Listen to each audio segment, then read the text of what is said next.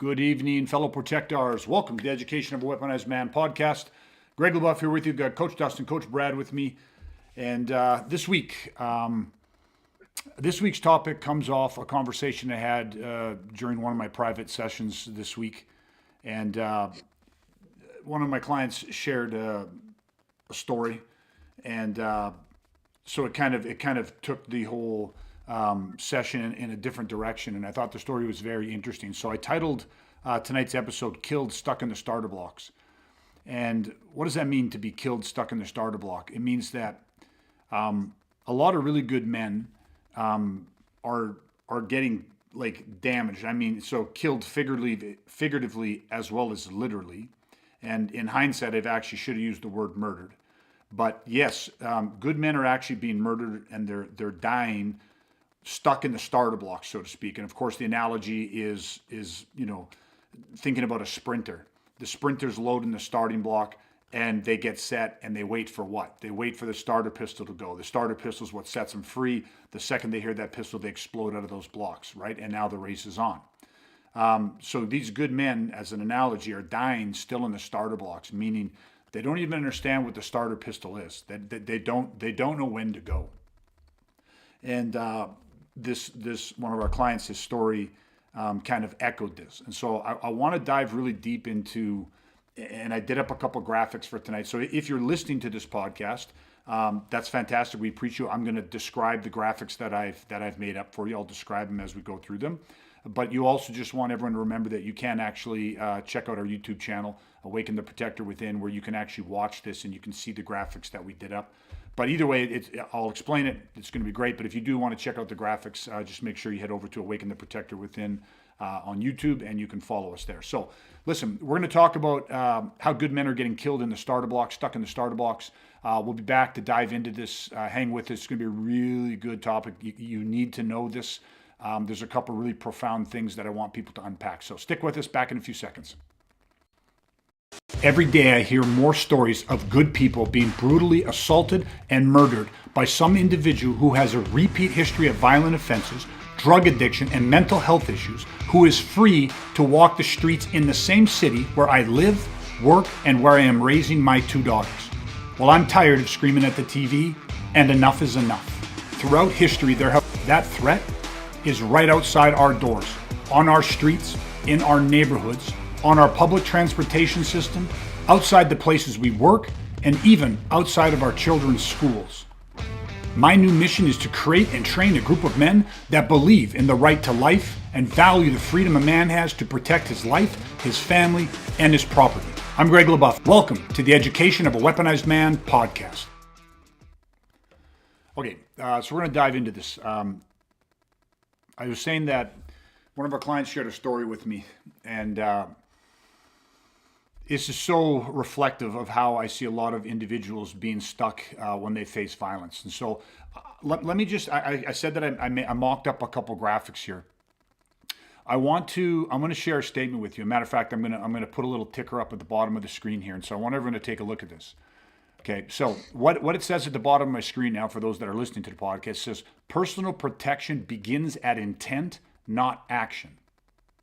And this is something that a lot of people get confused on. And listen, it's not intellectual confusion.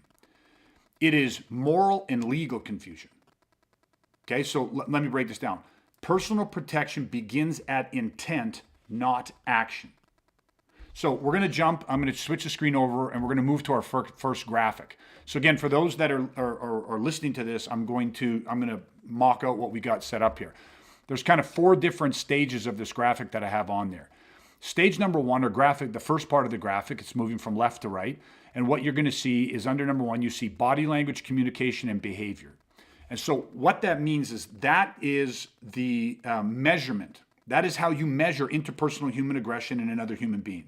You read it in their body language, you hear it in their communication, and you see it in their behavior patterns. Now, this is very simple, but it's not as simple as what people think. most people have never really been taught the kinesiology behind body language. Now, we use body language every single day. Most people know most communication every single day is done, 80% of it is done with our body language, right? So human beings are very, very good at reading other people's body language. That's how you know when your fucking boss walks in, you know, if you got to go in and ask for a raise, you read his body language. Say, fuck that, I'm going to ask him after he's had his first cup of coffee, because you can see he's already pissed off, or he's distracted or upset or whatever. Or he walks in, you go, holy fuck, that guy's in a good mood. Hasn't said a single word yet. You read the body language. But this is the aggression continuum. When you build the filter for aggression, you build that reticular activator in your brain. You learn to recognize the body language, behavior, and communication of bad people.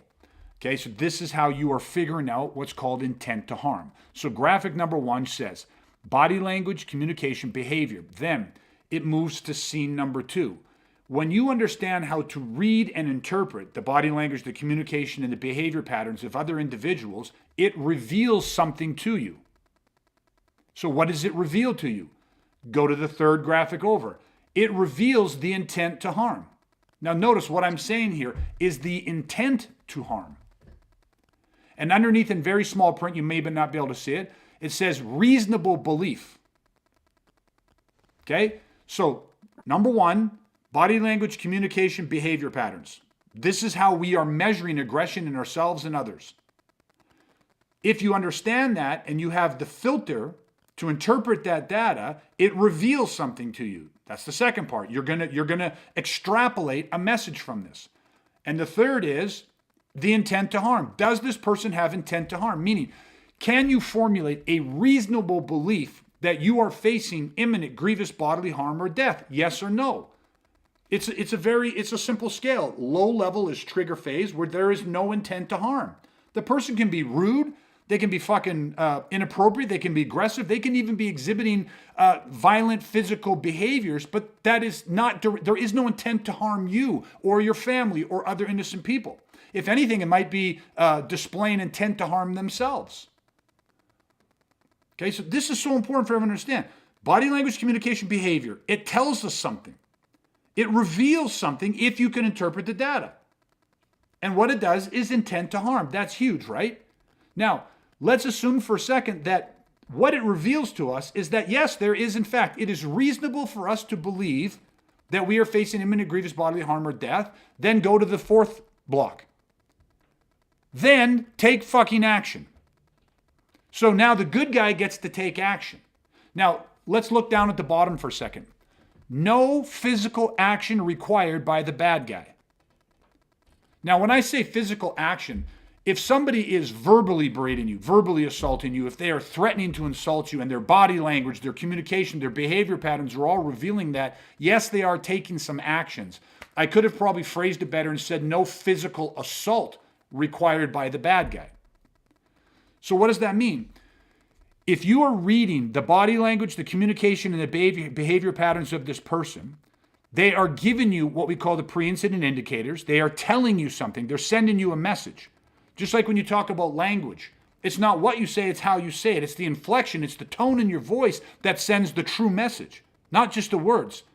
Not what you say, how you fucking say it. So their body, their communication patterns, their behavior is saying something potentially without them actually saying it. They might not be saying, I'm going to fucking kill you. They can be saying something different, but it is revealing something to you. It is reasonable for us to believe that we are seeing all the signs that lead us, that reasonable, imminent grievous bodily harm or death, that there is, in fact, yes, there's intent to harm, so take fucking action. There was no physical assault required on the bad guy's part. So let's go back. What does it say at the bottom of the screen? Personal protection begins at intent, not action. Okay, so I know I'm dominating the conversation for a second, but you guys are going to have lots of opportunity to jump in. I'm going to put up a second graphic.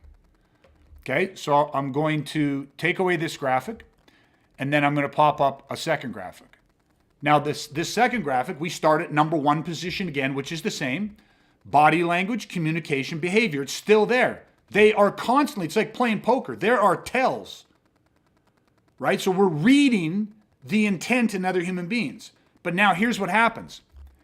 In the second block, the intent to harm, remember in the first block, there's indicators there. right? Those indicators are sending a message, but now all of a sudden, that intent to harm is being denied.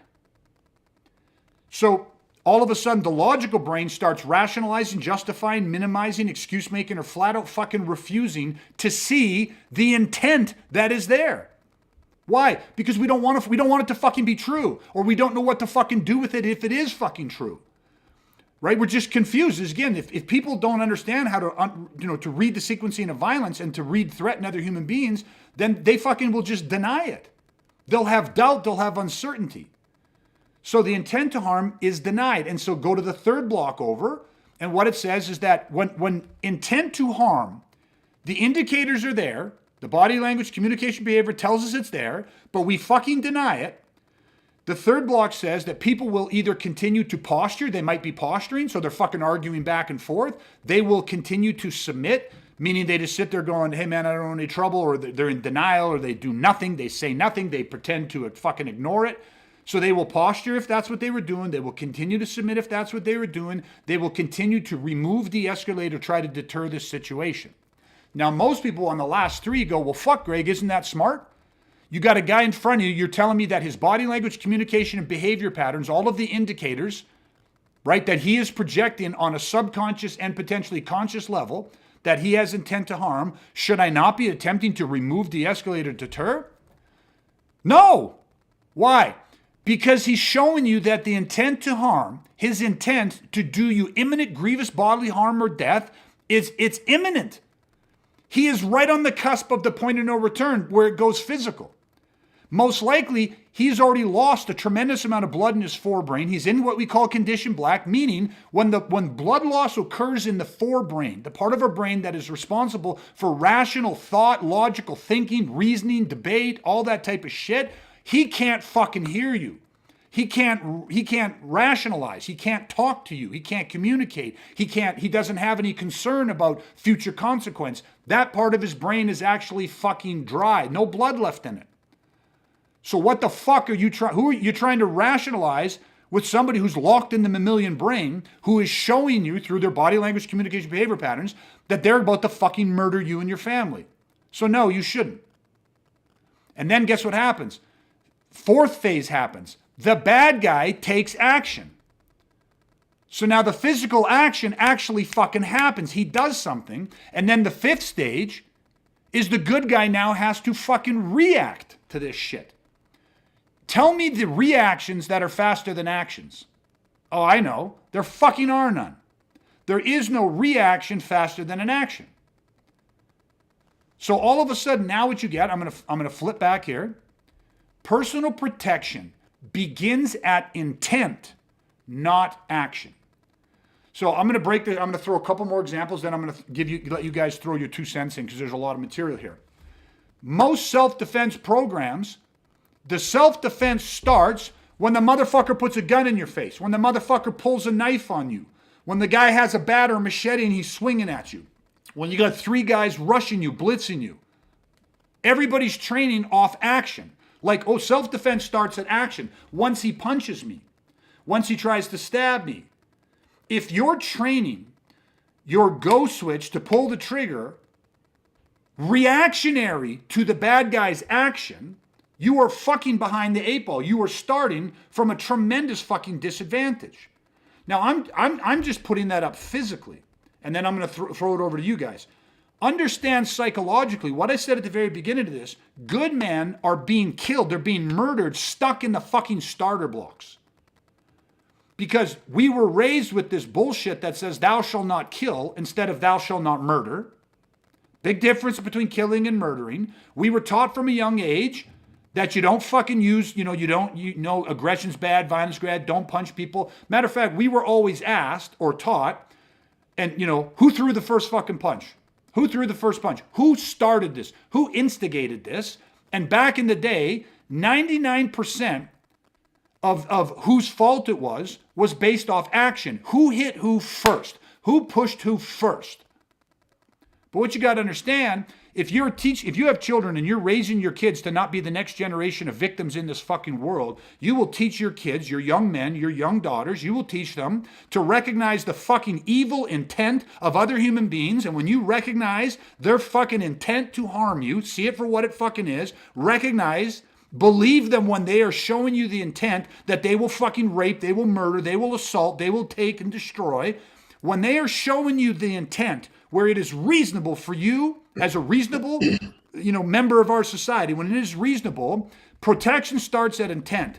Take decisive fucking action. Don't wait till they go into action themselves and try to react.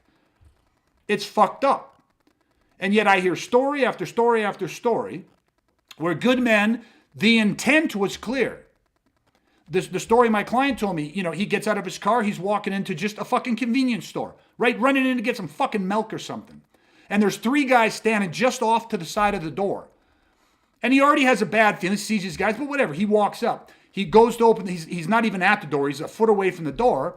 And the one guy, the big fucker, stares at him and goes, "What the fuck are you looking at?" And in his head, he's like, "Fucking man, I fucking knew it." Doesn't say nothing, kind of like, look, it's keeping an eye, opens the door, walks into the grocery store. So now he's in the grocery store, he's getting his shit. He's kind of, obviously he knows they're still there. He sees them, they're getting agitated. They're fucking in there, they're staring at him, they're watching him. He's up, he's paying for his shit, and he's like, "Oh, fuck, great. Now what am I going to do? Now I got to walk past these guys." And so he pays for his stuff. He's like, "Oh, fuck." He's going through all of the emotions, all of the nerves, all of the second guessing. And he goes to walk, okay, well, I'm not going to say nothing. I just got to get the fuck out of here. Opens the door, goes to walk by. The guy says something. It happens so fast, he doesn't even know what the guy fucking said. And whatever he said was followed up with boom, boom. And now all of a sudden you got 3 guys fucking blitzing you, trying to fucking murder you outside of a convenience store. For what? What are you fucking looking at? Now, this is before he was training with me. He just started. But if we start breaking that down, it's like, well, I had worries that it was going to be a fight. No, fuck, it wasn't a fight, man. The intent was already there. The intent was there. You already felt the intent off these guys before you ever even walked into the store. Now, I'm not trying to second guess and 2020 hindsight quarterback this shit. This is what happened. And that's not what I want to talk about. But what I want people to understand is, at what point were you morally and legally entitled to defend yourself? Was it when they punched you in the fucking head and 3 guys start fucking trying to murder you with their hands and fucking who knows if they had knives or whatever they had? Do you have to wait for their action? Or was the evidence of the intent, their body language, their communication patterns, their behavior? And just to be clear, when I say their communication patterns, it's not what they say. Well, they swore at me. It's not that they said, "What the fuck are you looking at?" It's the inflection. When you understand communication and as it pertains to violence and aggression, you'll understand the impacts that blood to the forebrain have on speech patterns. There are physiological, biochemical indicators that tell you where they're at. It's not what they say, it's how they say it, it's how they can or can't speak, right? Does that make sense? So just want people to understand, it's not just the fact that he said, "I'm going to kill you." No, that's oversimplistic. That's not what we're talking about. But this is what I wanted to set up the whole context of tonight. Personal protection begins at intent, not action. If you wait to action, and sometimes action happens with intent.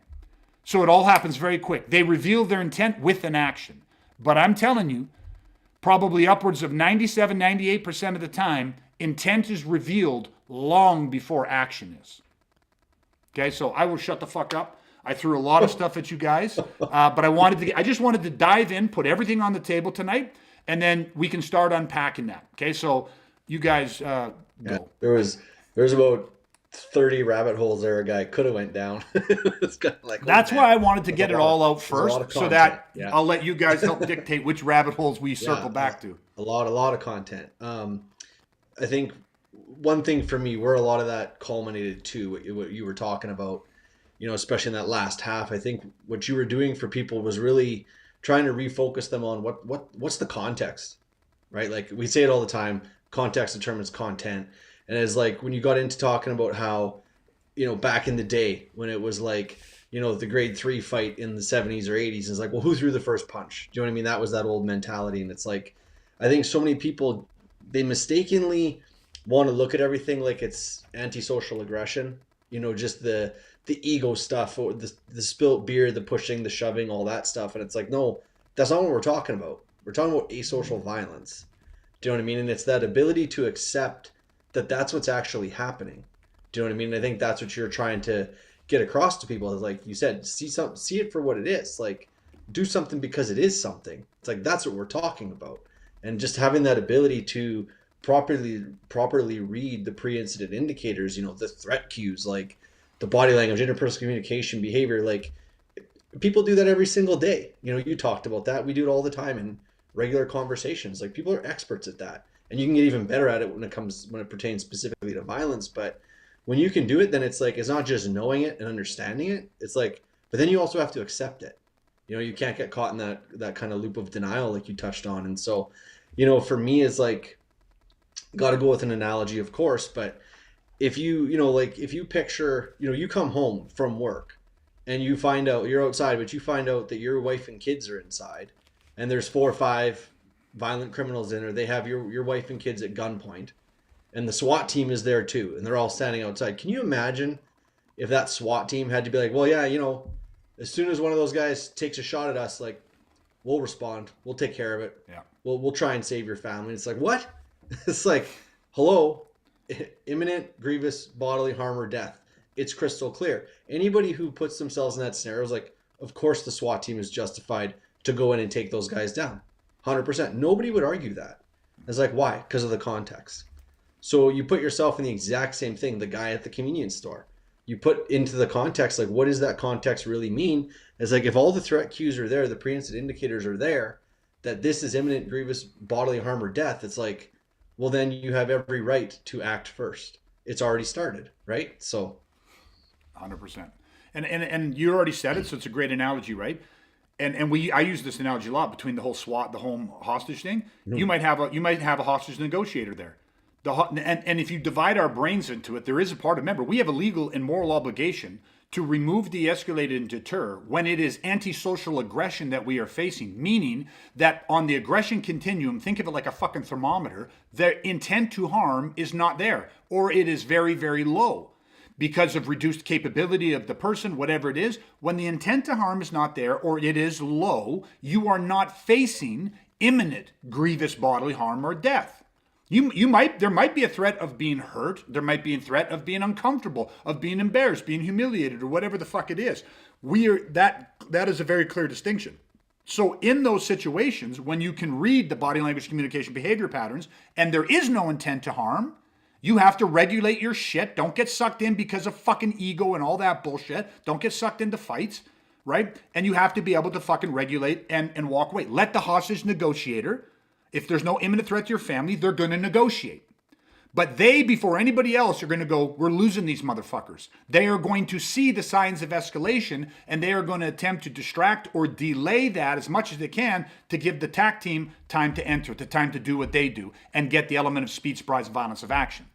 So again, even in a situation like that, yeah, you got the hostage negotiator, you got the TAC team, 2 different roles. Well, when you're talking about your own personal defense, you are all of it, my friends. You need to be the fucking expert hostage negotiator. You need to be the expert at de-escalation tactics and behavioral redirects and all of that type of stuff. And at the exact same time, you need to be the fucking SEAL 6 counter-terrorist unit of your own life. That's what weaponizing is. You got to be able to do it all. There is no fucking backup. You don't have a uniform. You don't have a fucking radio to call people. You don't have a fucking bat belt of utilities, from pepper spray to tasers to everything else. You have the shit that sits on the top of your shoulders, and you should have weaponized that stuff.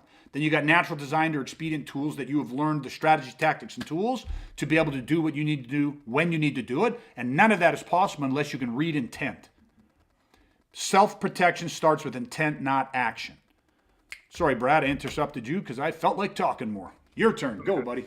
All good. Yeah, I agree a lot with Dustin. There's a lot to unpack, and there's a lot of stuff that we could go. I think a lot of where my head went to is a lot in line with obviously where Dustin went. But a couple things like screamed at me when you were talking about everything, setting everything up and just kind of laying out the situation, is if we wait for an action, that action may be unrecoverable, right? So it's like there could be that action by the bad guy where us as the good person, or anybody who is the good person, um, you may not be able to react to that action. It could be game over. It could be done. That one action could have, could be 100% unrecoverable. So that led me to think of something that we've talked about quite a few times in the past, and that's survivable value, right? And it made me think of it in a way in terms of like, well, what are we orientating on? What is our filter? And if we set our filter up for action and not intent, and not in terms of like the body language, behavior, and communication, if we're not doing those things, and we're just orientating on action, then we're always going to be in a reaction state, because that's our trigger, is waiting for something to happen. And I know Dustin said it's like, we'll do something because it is something. But when you have that filter for action, it's funny because it's like, oh, I waited for him to throw the first punch or to do whatever, right? But at the end of the day, well, what about all the stuff that you experienced before the action, right? What about the emotions and the physiological responses that you're having to combat stress? If we're not open up, if that's not part of our filter, if that's not part of our understanding, then like it doesn't. It's not even congruent. It's like it doesn't even make sense to just like, oh, I gotta wait for an action. It's like, yeah, but look at all the stuff that's taken place on the front end. You had a physiological change. That's not for nothing. We talked about last or 2 weeks ago about in your intuition. It's always there for your survival, and it's always about something. So it's like, why are we well, it's different. Let's back up this in. So why do good men, so why are we waiting? Why are we stuck in the starter's block? Right? Well, again, we've said a lot of things, how you're raised, all that type of stuff. But I'll come back to two things, moral and legal. Mm-hmm. So what is, like, because again, I want to try, what are some solutions to this, right? Well, let's look at it. You have to look at your beliefs, right? So morally, when we see the intent in other human beings, right? The body language, communication, the behavior patterns, right? You're a good person. If you're a fucking good person, the last thing you want is to have to do this shit. Why? Because your brain goes, well, listen, if I have to do this, especially if you train violence, if I have to unleash the tool of violence, if you got that trained fucking killer dog inside you, if you take that thing off the leash, shit's gonna happen. I mean, violence is about one thing, that's fucking destruction. Whether it's the bad guys or the good guys doing it, it's the same fucking game. Self-defense or murder is determined after. It is about destruction. So a good person morally has to come to terms with that. So if you take that off the leash and you go, your brain is like, oh fuck, am I going to get in trouble for this? Like, you know what I mean? Like, how bad is this going to get? All this stuff. Well, what happens then is that they don't really have the indicators down. Their filter isn't built to really see the threat for what it actually fucking is. I mean, like, if you see two wolves come across each other walking on a path, right? And these two wolves, when the first stands up in the back of their fucking necks and they root their paws in a little deeper and they start circling each other and they're baring their fucking teeth and their ears go back and their tails puff out, they are in a preparatory state ready for violence. Because what do those two wolves know? With no illusion, they know that if they go at each other, they're going to try to sink teeth into the fucking throat. Like, it's going to be, it's violence. And that's nature. And so with human beings, right? So they are like, they don't second guess. They don't circle each other and then they kind of each walk off and a kilometer down the road. They don't think back going, well, that wolf was probably actually a pretty good fucking wolf. You know what I mean? Probably no need for that shit. They don't have denial and shit like that.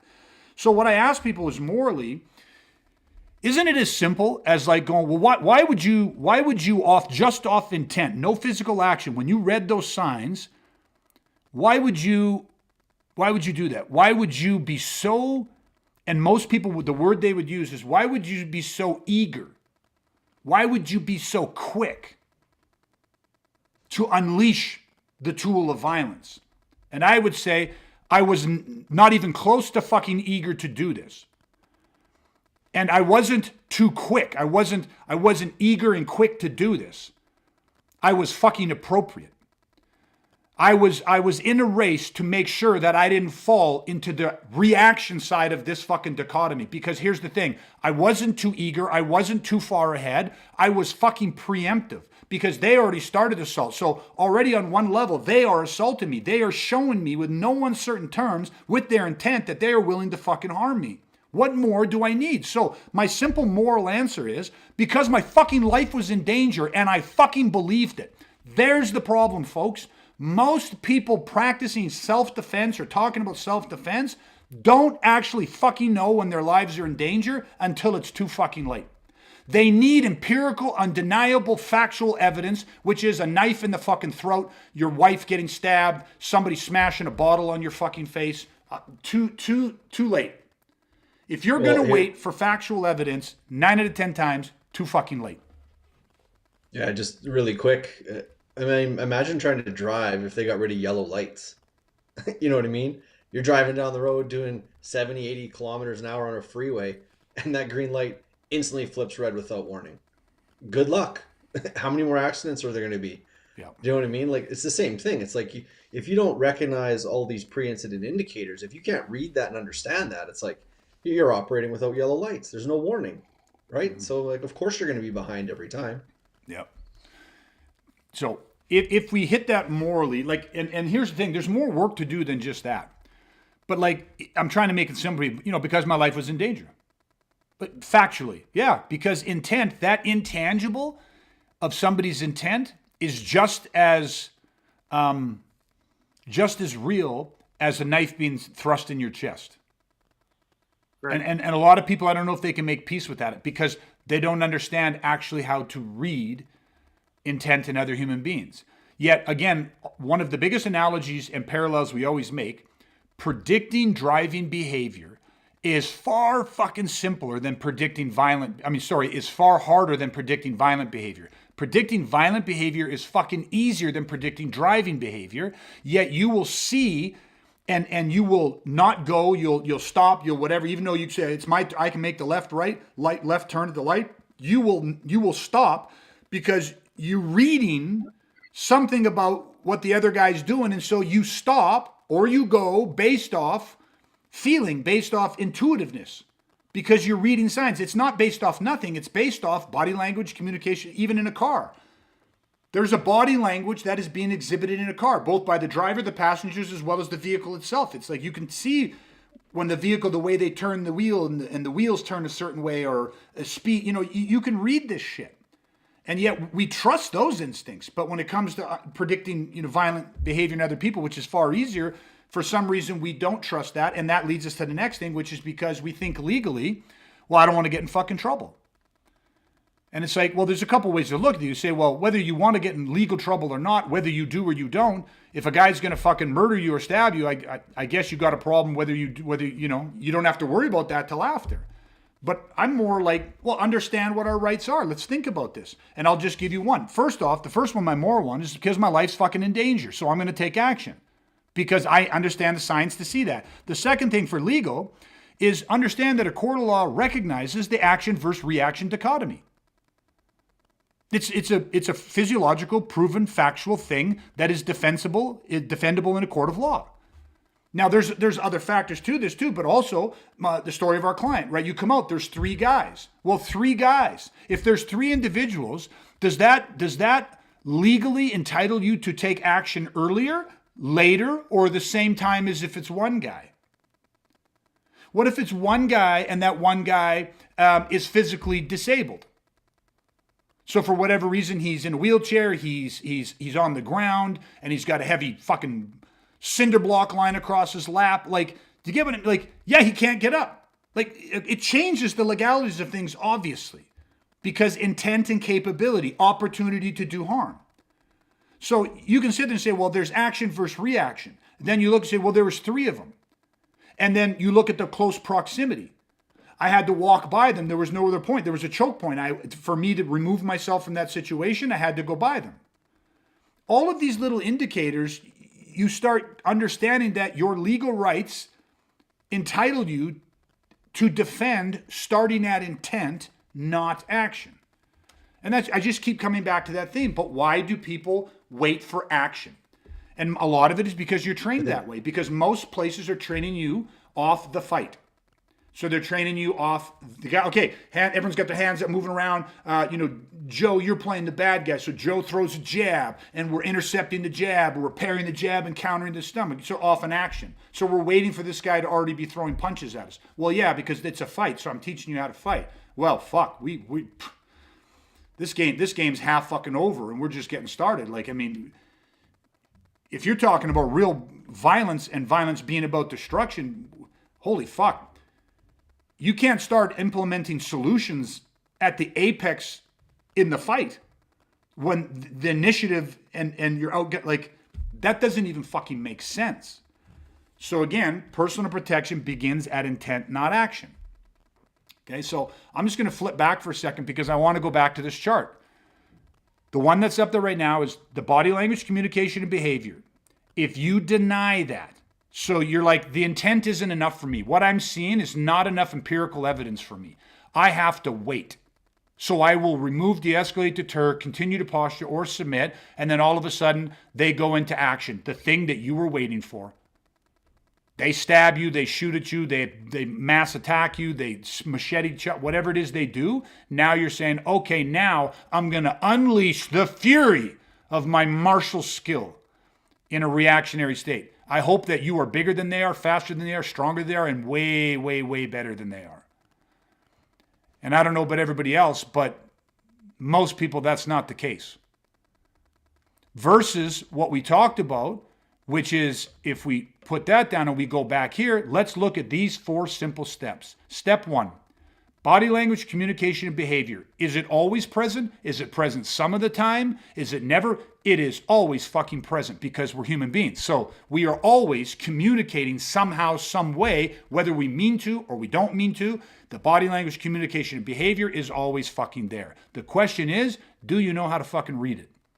Is that part of your training? Have you built that radar? Have you built those filters to understand and interpret what that shit means? If the answer is yes, then they are telling you and revealing, and what are they revealing? Their intent. Is their intent to harm? Is it a reasonable belief that it is imminent grievous bodily harm and death? If it is yes, then take fucking action. Now, again, that action might be remove, de-escalate, or deter, but we're not talking about that. We're talking about when what is revealed is the intent to harm at grievous bodily injury or death level. Asocial violence means you are devoid of choice. They give you no choice. You cannot remove, de-escalate, and deter. So then the action is decisive. And if you do it off their intent, minus the action, right? And many times that's easy. We can do that. Then you are ahead of the game. Then now what happens is you recognize that you're in those starter blocks. The pistol is sounded. The race is on. The bad guys know it's on. They're already sprinting. You're still stuck in the blocks waiting, to get a spiked cleat up the ass or something, before you go, fuck, shit. I guess now I can do this stuff. You said it already tonight a number of times, but just to highlight it for people watching, listening, it's like, by being able to understand the intent and that's all you need for you to take action, it's like, not only is that personal protection, like survival value in the moment, but that's exactly also what is your legal and moral protection after the fact, right? That's what you fall back on.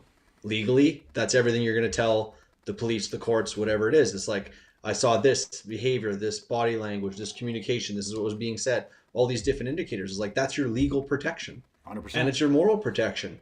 It's that fight you have, well, maybe don't have after, where you're just like, was I in the right? Especially if you have to take life to preserve life. There's going to be, if you're a good person, there's going to be a part of you that's at least going to reflect back and be like, was I in the right? Am I okay with that? And it's like, if you understand everything we're talking about, it's like, yeah, 100%. Because I saw this, and this, and this. There's no doubt in my mind that it was imminent. It was grievous bodily harm or death. So there's no hesitation, no regret, right? So those two things, or all those things are your legal and your moral protection on top of just the survivable value in the moment. Yeah, 100%. If I threw one thing down too, and I almost don't want to say this, but again, I believe in, talking about it as a whole, not just kind of singularly. But if you understand that protection begins at intent, that is in fact how you do box the threat most times, remove, de-escalate, or deter, because you see shit, what we call scene one. You see the developing of the potential of an intent to harm at that grievous level. And so you are motivated to take fucking action, right? So, protection beginning at intent, I'm talking about it when we're faced with lethal force, where we are devoid of choice. We cannot get out of it. In that moment, it should be crystal clear to everybody that yes, you have to go off the intent. If you wait for the action, it is so much harder and so much less likely that you are going to survive that. But the other benefits of protection beginning at intent is most time violence, remember, is always moving in a linear fashion. It is either mutating and escalating up, or it is coming back down. It does not jump all over the fucking place. Now, it can move up in leaps. It can go from here and mutate up to a high level, from trigger phase to escalation to crisis phase. It can do it very quick, but it's always moving up, meaning that you can track it, you can measure it. It's like this traffic lights. It's not random, right? So if you learn to read it, you can do that. But overall, that intent is where you want to start everything. That is the starting blocks from disengaged conflict. From the second that there's even the potential of a threat, I want to take action off that possibility, off that faint intent, because I understand that violence is going to either mutate up. Most times, again, if it's low level, it only has really one direction to kind of go. It could go from low level, drop to nothing because we remove ourselves, they remove ourselves. But there's a lot more room above it for it to do a lot more things that are, dangerous. So if it's low level, there is a lot of spaces for it to jump if the right ingredients come together, and all of a sudden you're from trigger phase straight to crisis phase, and now we got a problem. So intent is always the thing. Don't train everything off action, which again is, gun in the face, go, punch being thrown, go, kick, go, double leg, whatever the guy's trying to, take it, go. It's just action, action, action, action. And it's basically reaction, reaction, reaction, reaction. Or they're already, okay, now we're both in action. We're moving around. We're sparring. We're both in action. You throw the punch. He tries to counter. You counter his counter. And you're going that way. But it's all about action. And that's, of course, you want skill sets in there 100%. But you need to make sure that, we have it. One of our sayings is be careful what you practice, because you can get good at the wrong fucking thing. So this falls directly into that category. Sorry, go ahead, Brad. Yeah. Yeah, like even just what you just said, be careful what you practice. And, the weaponizing process is the study of violence, right? Body language, behavior, communication, everything that we've always, we're almost at 100 episodes here, right? Yeah. We've covered a lot of ground. There's a lot of study behind what we've been talking about over the last, X amount of episodes. And, part of this is you can't when you painted that picture of training and developing and be careful what you get good at off of just an action, it is very limited in terms of, well, how do I use that to protect myself? Because at the end of the day, that's not the study of violence. And the weaponizing process is you have to how do you understand what somebody's intent in without understanding body language, behavior, and communication, right? These are things that we do as weaponized men on the front end, because we said the most fortunate thing that we all have is time, right? To be able to learn these things and understand these things, and so when we do have that dark critical moment, we put the work in, right? So I don't know. I just think that there's a lot of just that differentiator between the study of violence and the action reaction model that is so prevalent. And I think it's just, if you're not diving deep into violence, it's going to be really hard, I think, to access what you're actually going to need to survive.